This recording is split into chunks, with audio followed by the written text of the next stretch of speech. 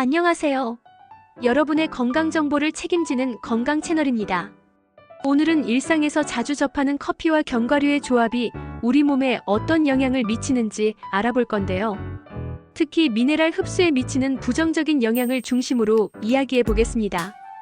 커피는 전 세계적으로 사랑받는 음료이고 견과류는 건강에 좋다는 이유로 많은 사람들이 간식으로 즐기고 있습니다. 그런데 이 둘을 함께 섭취하면 어떤 일이 벌어질까요? 놀랍게도 커피에 포함된 카페인과 폴리페놀 성분이 미네랄 흡수를 방해할 수 있다는 연구 결과가 있습니다. 과연 왜 그런지, 어떤 미네랄이 영향을 받는지 하나씩 살펴보겠습니다.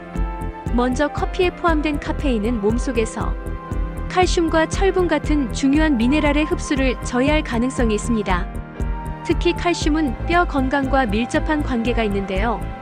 커피를 마시는 습관이 잦으면 소변을 통해 칼슘 배출이 증가할 수 있다는 점이 문제입니다. 또한 커피 속의 탄닌 성분은 견과류의 풍부한 철분의 체내 흡수를 억제할 수 있습니다.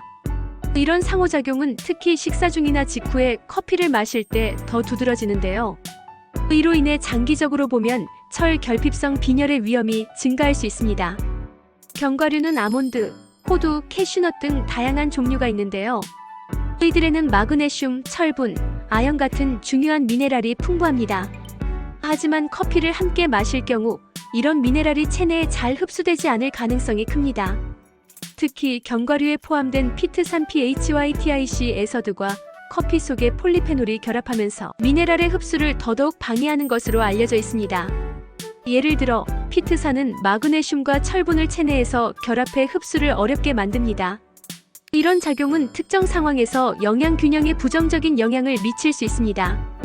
그렇다면 이러한 문제를 어떻게 해결하면 좋을까요? 전문가들은 견과류 섭취 후 최소 30분에서 1시간 후에 커피를 마시는 것이 좋다고 권장합니다. 이렇게 하면 미네랄 흡수를 최대한 방해하지 않으면서 두 가지를 즐길 수 있습니다. 또 한 가지 팁은 커피 대신 허브차를 선택하는 것인데요.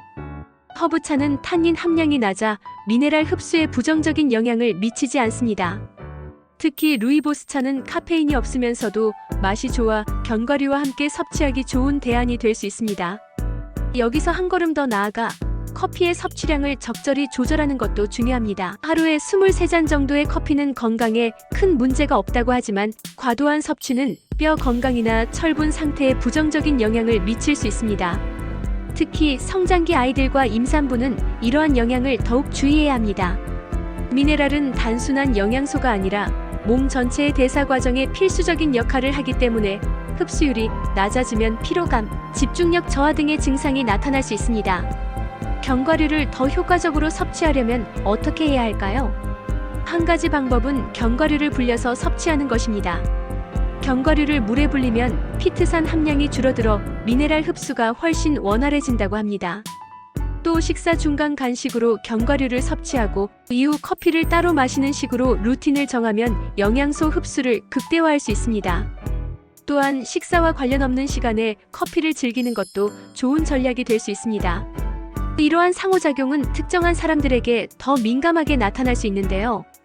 특히 철분 결핍 위험이 높은 여성이나 골다공증 위험이 있는 노년층의 경우 더욱 신경 써야 합니다. 이와 함께 비타민C를 풍부하게 섭취하면 철분 흡수를 높일 수 있으니 견과류를 먹을 때 과일이나 비타민C 음료를 함께 섭취하는 것도 좋은 방법입니다. 결론적으로 커피와 견과류는 각각 건강에 좋은 음식이지만 동시에 섭취할 경우 미네랄 흡수에 부정적인 영향을 줄 수 있습니다. 따라서 시간차를 두고 섭취하거나 대체 음료를 선택하는 것이 더 건강한 습관이 될 수 있습니다. 여러분도 오늘부터 이 정보를 활용해 더 현명하게 식단을 조절해보세요. 오늘 내용이 도움이 되셨다면 좋아요와 구독으로 응원해주세요. 여러분의 관심이 더 좋은 콘텐츠 제작에 큰 힘이 됩니다.